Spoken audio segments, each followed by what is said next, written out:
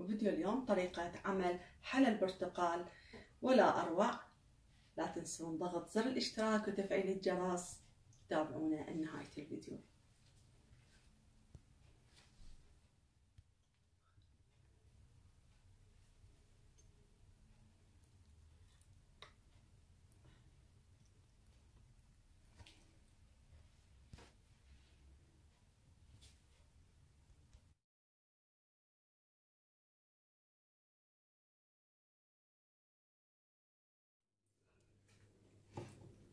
السلام عليكم ورحمة الله وبركاته. وياكم اختكم ام هيثم من قناة مطبخ الحبايب.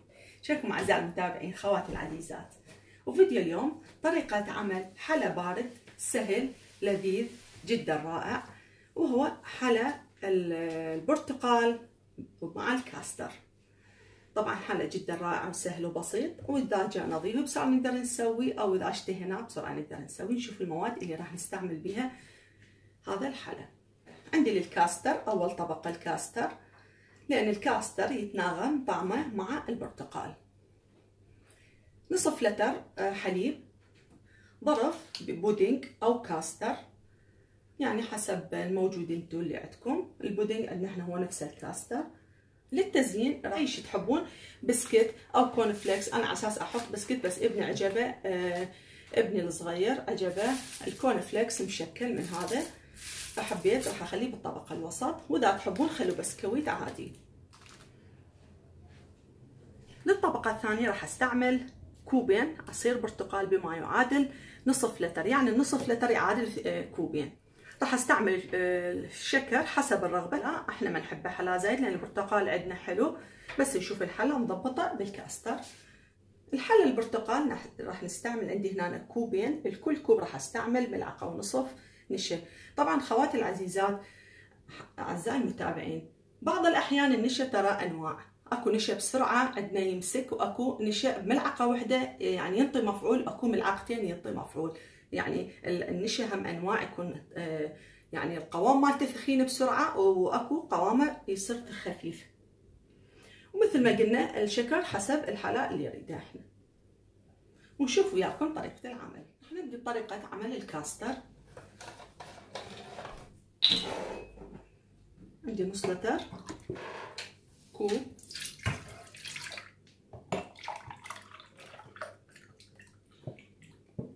كوبين.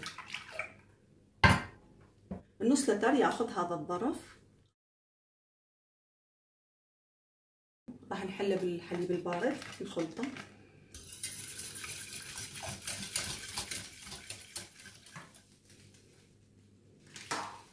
والحلا نشوف حسب ما احنا نريد، 1 2 3 ملاعق. ونشوف الحلا.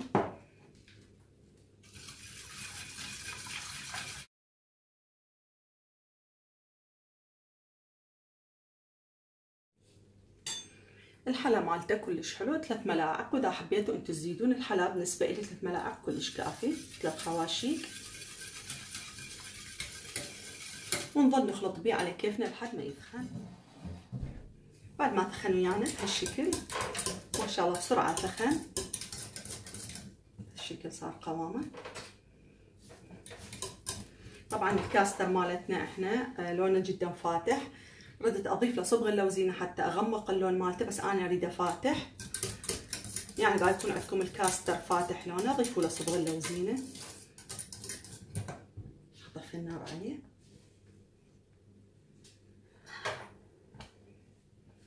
عندي هنا المسكربونه او القشطه، تضيفون وياه ملعقتين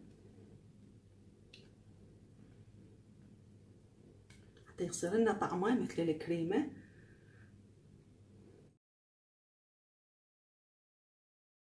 نضيف له ملعقتين كوب مليانه مسكربونه، ونطفي النار عليه.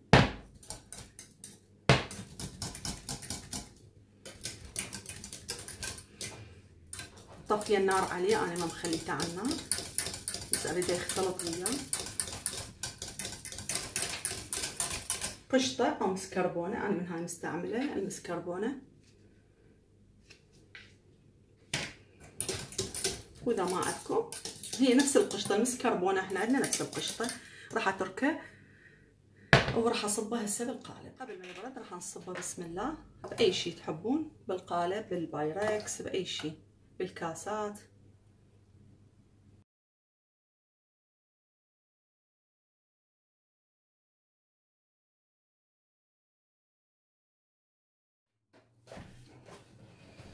حنصب الباقي هنا بسم الله، وراح نتركها هسه تبرد على جنب لحد ما نسوي الطبقه الثانيه. بعد ما صبيناها بهالشكل راح نضيف هسه البسكويت اذا تحبون، واذا هذا الكورن فليكس المشكل.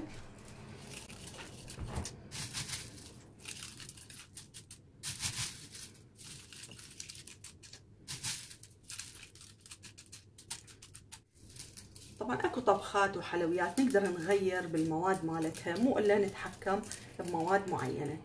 اكو لا، لازم نتحكم بالمواد والمقادير المعينه مال اللي موجوده بالطبخه.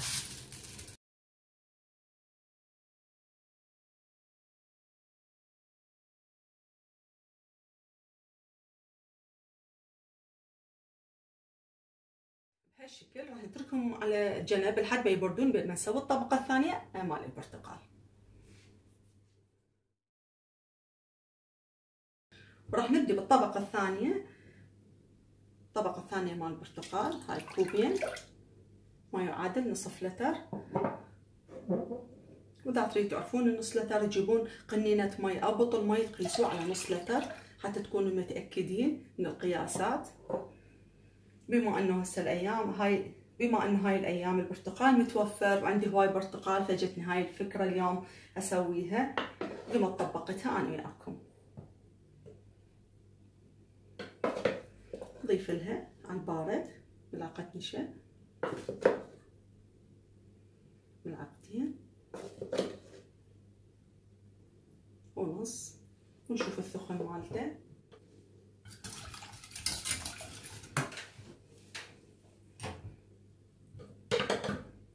ونضيف الشكر. بما انه البرتقال كلش حلو راح اضيف ملعقتين واشوف الحلاوه مالته.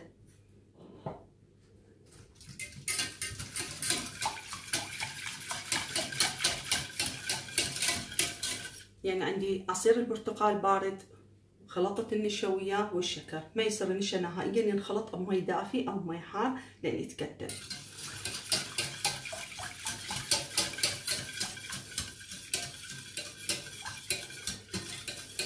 نرجع وياكم بعد ما يتخن المزيج ويانا بهالشكل. بعد ما تخن ويانا طبعا البرتقال انا صفيته من البثل مالته او من التفل مالته، صفيته ما خليته وياه. طبعا الحلا مالته كلش زينه لان البرتقال عندي كلش حلو. انصحكم كلكم تجربوه خصوصا هاي الايام الانفلونزا والقريب، والبرتقال كلش مفيد، فيتامين سي، وهسه رخيص ومتوفر جدا. بس راح نطفي النار عليه ننتظره فد 5 دقائق ونصبه فوق الطبقه الثانيه. بعد ما تركناه يبرد 5 دقائق بس شويه الحراره الزايده تطلع بالشكل.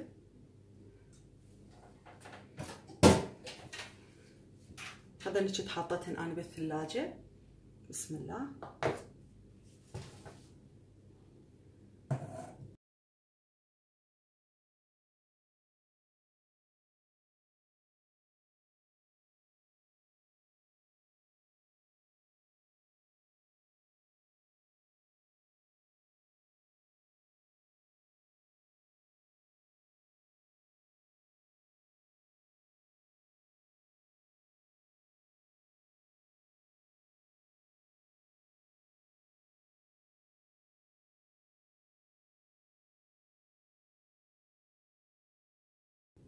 نصبه بالفنجان يكون اسهل علينا وارتب.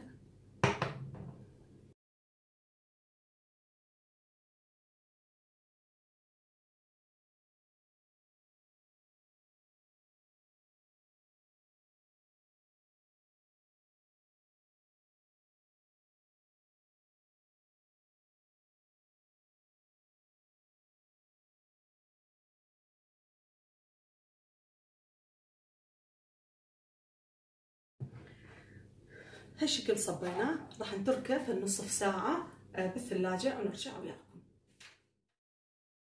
وبهذا شكل طبقنا النهائي، طبعا جدا جدا رائع بهالشكل، طبعا متماسك مثل الجلي صاير.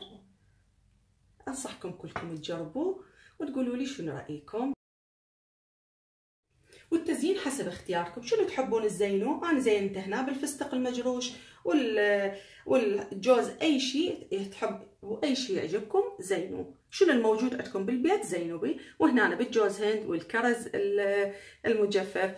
ان شاء الله فيديو اليوم نال اعجابكم. لا تنسوني من الدعم والمشاركه وتعليقاتكم الحلوه، واللي ما مشارك خليه يضغط زر الاشتراك ويفعل الجرس. واهلا وسهلا بكل المتابعين الجدد، وشكرا على تعليقاتكم الحلوة وسهامكم العافية، ومع السلامة.